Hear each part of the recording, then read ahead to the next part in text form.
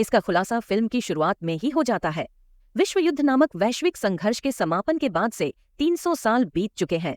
इससे पता चलता है कि पिछले 300 वर्षों के भीतर एक विश्व युद्ध हुआ था। युद्ध के परिणाम स्वरूप पूरे ग्रह पर व्यापक विनाश हुआ। विभिन्न देशों के व्यक्तियों से भरे एक अंतरिक्ष यान को दर्शाया गया है। ये पता चला है कि अंतरिक्ष यान के निवासी अपना कचरा पृथ्वी पर फेंक रहे हैं। एक दिन एक वैज्ञानिक को कूड़े में एक रोबोट मिलता है। ये कोई आम रोबोट नहीं बल्कि अपनी तरह का अनोखा रोबोट था जो मानव और मशीन के समान भाग है।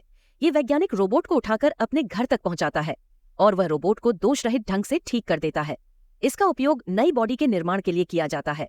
अगले दिन वह रोबोट जो एक महिला थी जागती है और नया शरीर पाकर बहुत रोमांचित थी। फिर महिला रोबोट ने वैज्ञानिक से पूछा, मैं कौन हूँ, मैं यहाँ कैसे पहुंचा, मैं कहाँ से आया हूँ। वैज्ञानिक स्त्री की उत्पत्ति से अनभिज्ञ है तो डॉक्टर इसे कुछ नहीं बताता, लेकिन डॉक्टर बस यही कहता है, जब हमने तुम्हें कूड़े में पाया था तो तुम्हारा आधा शरीर क्षतिग्रस्त हो चुका था, हालांकि आपका मन स्वस्थ था। बाद में हमने आपके शरीर को ठीक किया। ये इंगित करता है कि एक नया मानव शरीर आपसे जुड़ गया है। फिर डॉक्टर उसे दुनिया दिखाता है। वह महिला रोबोट इस शहर को देखकर उत्साहित हो जाती है। इसमें अंतरिक्ष यान की झलक भी दिखाई गई है। वह वैज्ञानिक से पूछती है, वास्तव में यह क्या है, क्या यह वास्तविक दुनिया है। डॉक्टर बताते हैं यह विश्व युद्ध के बाद बचा हुआ आखिरी शहर था और इसका नाम है स्काई सिटी। शांतिपूर्ण और आनंददायक जीवन के साथ स्काई सिटी एक अत्यधिक वांछनीय गंतव्य बन गया है जिसकी हर कोई आकांक्षा करता है, क्योंकि उच्च वर्ग वहां निवास करता है जबकि निम्न वर्ग हमारी दुनिया में निवास करता है। फिर डॉक्टर उस रोबोट का नाम बताता है। वह कहते हैं, अब आपका नाम अलिता है। अलिता अपना नाम सुनकर प्रसन्न होती है। रोबोट डॉक्टर एलिटा को यह भी बताता है कि हमारी भूमि के सभी निवासी स्काई सिटी के लिए काम करते हैं, क्योंकि स्काई सिटी में कई क्षेत्र, उद्योग और कारखाने हैं। इसके बाद एलिटा की मुलाकात ह्यूगो नाम के लड़के से होती है। ह्यूगो अलिता के शरीर को देखकर उसकी तारीफ करता है, क्योंकि इसकी बॉडी रोबोटिक थी जो काफी मजबूत थी। अलिटा और ह्यूगो के बीच अच्छी दोस्ती है। उसी रात उस शहर में एक लड़की की हत्या कर दी जाती है। दरअसल उस शहर में एक कैरियर क्रिमिनल था जो लड़कियों को पकड़कर उन्हें खत्म कर देता था। बाद में वह उनके शरीर के अंगों को बेच देता था।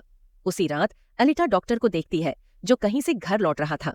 एलिटा देखती है कि वैज्ञानिक के हाथ खून से सने हुए हैं। देखकर यह संदेह होता है कि शहर में हुई हत्याओं के पीछे डॉक्टर ही हत्यारा हो सकता है।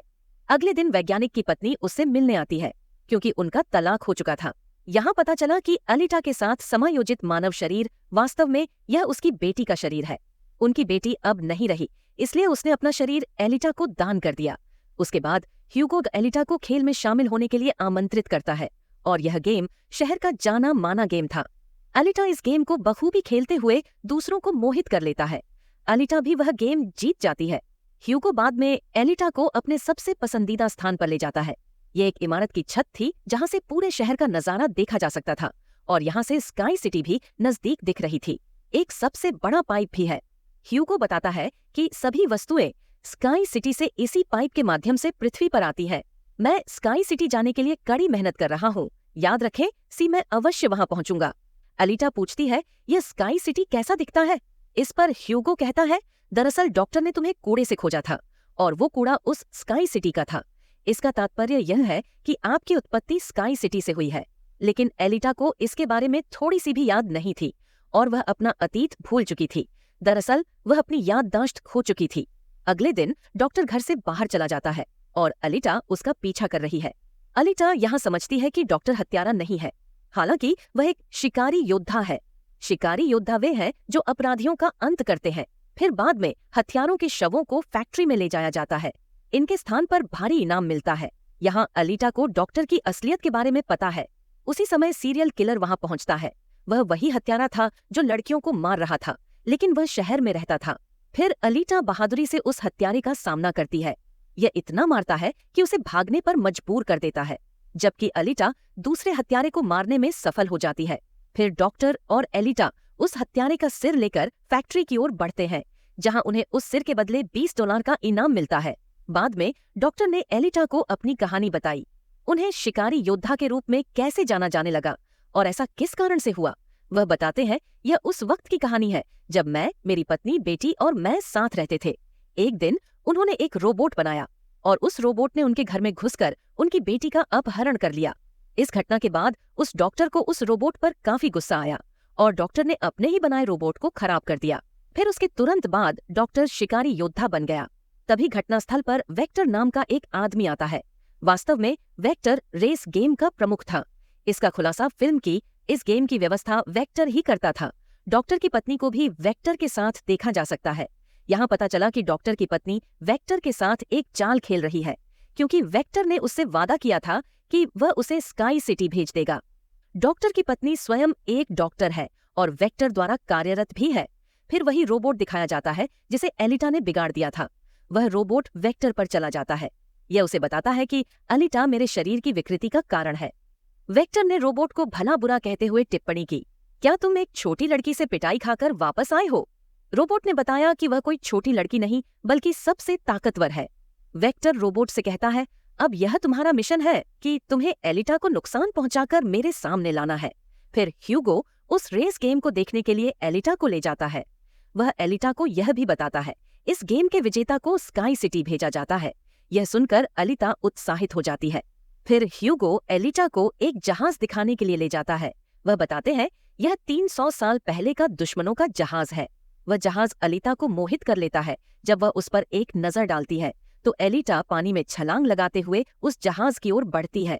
एलिटा जहाज में एक उच्च तकनीकी निकाय की भी खोज करता है। एलिटा उस शव को लेकर डॉक्टर के पास लौट आती है। वह डॉक्टर से कहता है, इस शरीर को इसके साथ ठीक कर दो, प्रतिस्थापित कर दो।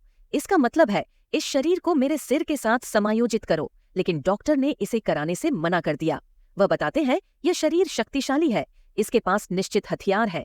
यदि यह शरीर तुम्हारे साथ स्थिर हो जाएगा तो तुम इतने खतरनाक हो जाओगे, बहुत धमकी भरा, कि आप लोगों को मार डालेंगे और दुनिया को तबाह कर देंगे। इस इनकार का सामना करते हुए एलिटा आक्रामक हो जाती है। बाद में एलिटा कारखाने में चला जाता है। वहां जाकर यह तय होता है कि अब यह भी हंटर योद्धा है। यह ह्यूगो के साथ एक क्लब में जाता है। नगर के सभी शिकारी वहां मौजूद थे और यह सभी को उकसाता है कि हमें वेक्टर के रोबोट को खत्म कर देना चाहिए, क्योंकि यह वही हत्यारा है जिसने पूरे शहर की जान ले ली है और यह दूसरे लोगों को भी खत्म कर रहा है। शिकारियों में से एक एलिटा को हंसी का पात्र बनाता है। वह कहता है, छोटे आकार के होकर तुम किसी को कैसे मारोगे और आप शिकारी योद्धा कैसे बन गए? यह सुनकर एलिटा ने काफी विरोध करते हुए उसकी पिटाई कर दी और वह पीछे की ओर गिर गया। यह देखकर सभी शिकारी हैरान रह जाते हैं। इसी बीच वेक्टर का रोबोट वहां आ जाता है, जो अब आकार में बड़ा हो गया था, क्योंकि डॉक्टर की पत्नी ने इसे अपग्रेड कर लिया था। वहां आकर वह रोबोट एलिटा पर हमला कर देता है और बदले में एलिटा भी उस पर हमला करता है और वह रोबोट अपनी जान बचाने के लिए एक सुरंग में घुस जाता है। फिर एलिटा भी उसका पीछा करते हुए उस भूमिगत जगह की ओर बढ़ती है। दोनों के बीच कड़ी लड़ाई होती है। अंत में वह रोबोट एलिटा को बर्बाद कर देता है और यह अपने शरीर को टुकड़े टुकड़े कर देता है। उसी समय ह्यूगो और डॉक्टर वहां पहुंचते हैं। जब उन्होंने रोबोट का सामना किया तो उन्होंने उसकी पिटाई कर दी और वे उसके शरीर को जला देते हैं। फिर वह रोबोट अपनी जान सुरक्षित करने के लिए वहां से भाग जाता है। डॉक्टर एलिटा के क्षतिग्रस्त शरीर को घर लाते हैं। एलिटा का शरीर पूरी तरह से क्षतिग्रस्त हो चुका था। कोई विकल्प न होने पर वह डॉक्टर उस शरीर को एलिटा से ठीक कर देता है, जिसे उन्होंने जहाज से खोजा था। अगली सुबह जब एलिटा जागती है तो उसे आराम महसूस होता है, क्योंकि उसे एक नया शरीर मिल गया है। यह शक्तिशाली और सुसज्जित था और उस शरीर से अग्नि भी उत्पन्न हो सकती है। इस नए शरीर को पाकर एलिटा को खुशी महसूस होती है। अगले दिन एलिटा अपने रोबोटिक शरीर को प्रकट करने के लिए ह्यूगो से मिलने जाती है। इसके सुसज्जित शरीर को देखकर ह्यूगो को यह पसंद आया और अच्छा महसूस हुआ। वह भी प्रभावित है। यहाँ ह्यूगो ने एलिटा को बताया, मैं जल्द ही स्काई सिटी जाना चाहता हूँ, लेकिन वहां जाने के लिए हर किसी को स्कोर की जरूरत होती है और ये अंक किसी को मारने या रेस गेम जीतने के बाद प्राप्त किए जा सकते हैं।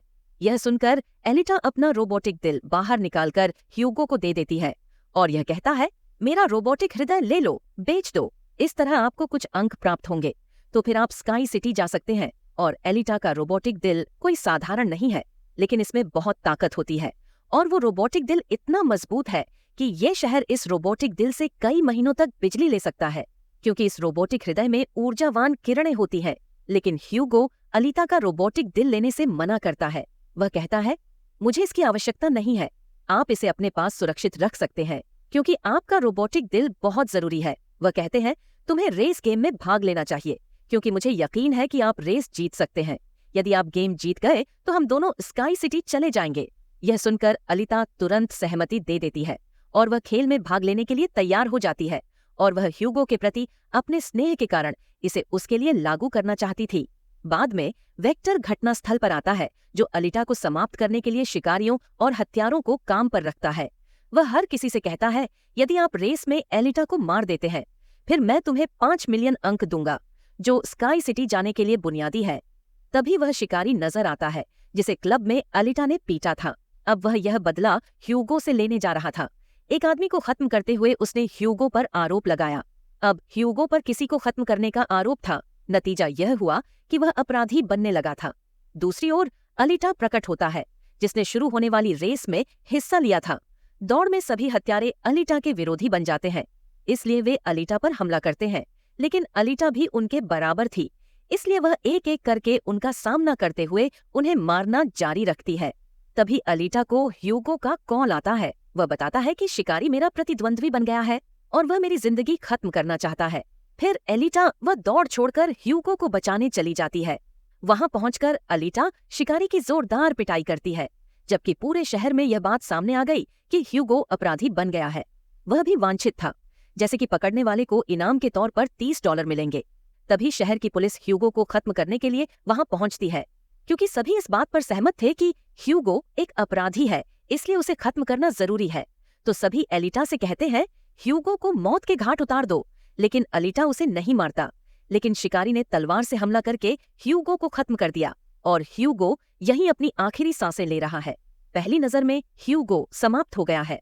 तभी डॉक्टर की पत्नी वहां आती है, जो अलिटा से कहती है, ह्यूगो का सिर काट दो, क्योंकि हम एक शरीर को उसके सिर के साथ समायोजित करेंगे और हम उसे रोबोट बना देंगे।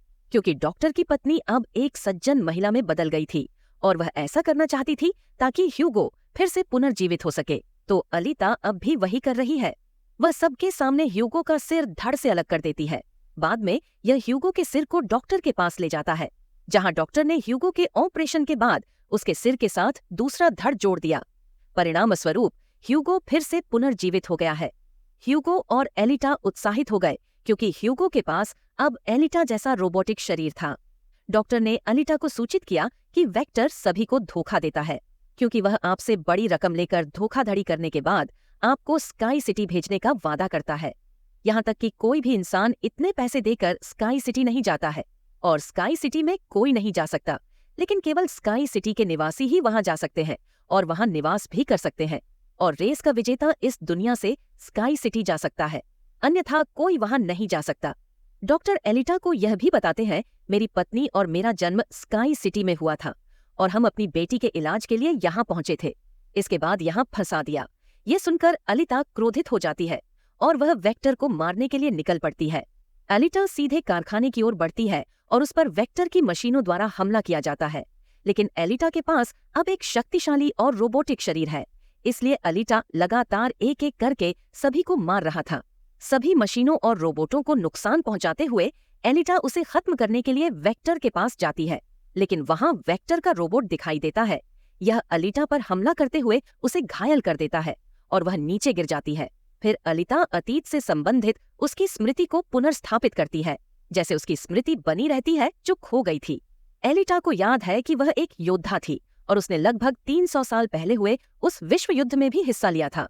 लेकिन अलिटा के सभी दोस्त और साथी उस युद्ध में समाप्त हो गए, लेकिन अलिटा को भी कूड़े में फेंक दिया गया, जिससे वह बुरी तरह घायल हो गई।